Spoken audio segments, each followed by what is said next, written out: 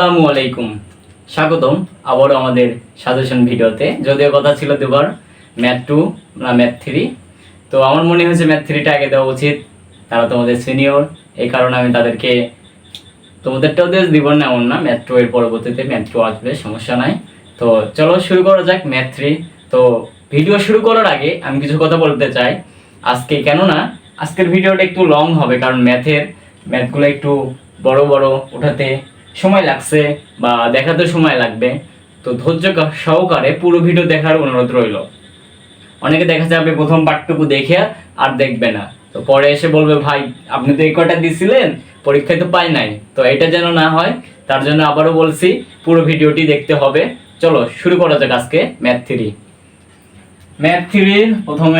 প্রথম অধ্যায় যেটা আছে আর কি, প্রথম অধ্যায় আছে একটি স্থান হতে দুটি রাস্তা পরস্পর 120 ডিগ্রি কোণে করে সোজা দুই দিকে চলে গেছে। হ্যাঁ, ওই স্থান হতে দুইজন লোক একই সময়ে রাস্তা দুটি ধরে, একজন 4 কিলোমিটার ও আরেকজন 5 কিলোমিটার বেগে হাঁটতে শুরু করলে 6 ঘন্টা পর তাদের মধ্যবর্তী দূরত্ব কত হবে? তো এই টাইপের প্রশ্ন থাকবে বলে মনে করি। যদি এইটাই না থাকে, কিন্তু এই নিয়মের ম্যাথ থাকবে আশা করি, যদি এই অধ্যায় থেকে ম্যাথ দিয়ে থাকে। তো গেল, এর পরবর্তীতে কি আছে?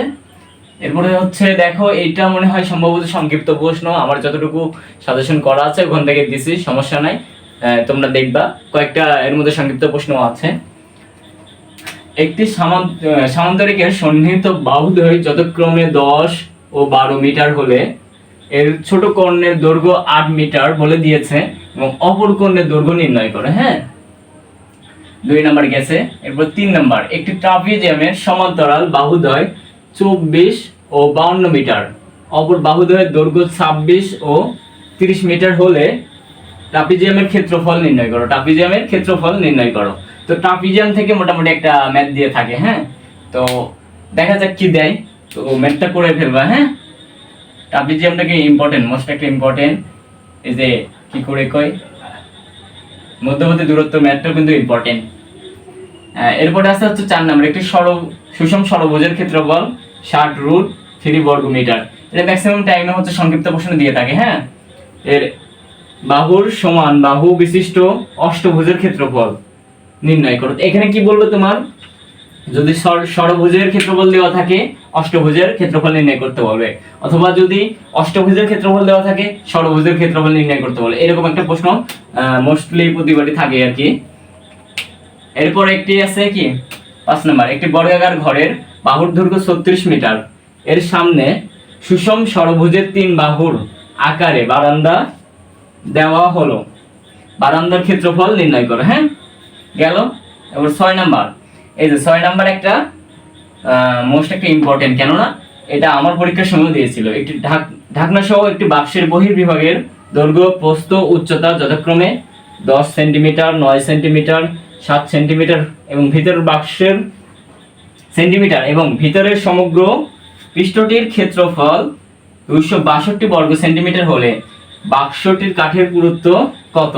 এখানে দৈর্ঘ্য, প্রস্থ, উচ্চতা দেওয়া আছে এবং ভিতরের সমগ্র পৃষ্ঠের ক্ষেত্রফল দেওয়া আছে। আমাকে বের করতে হবে কাঠের পুরুত্ব।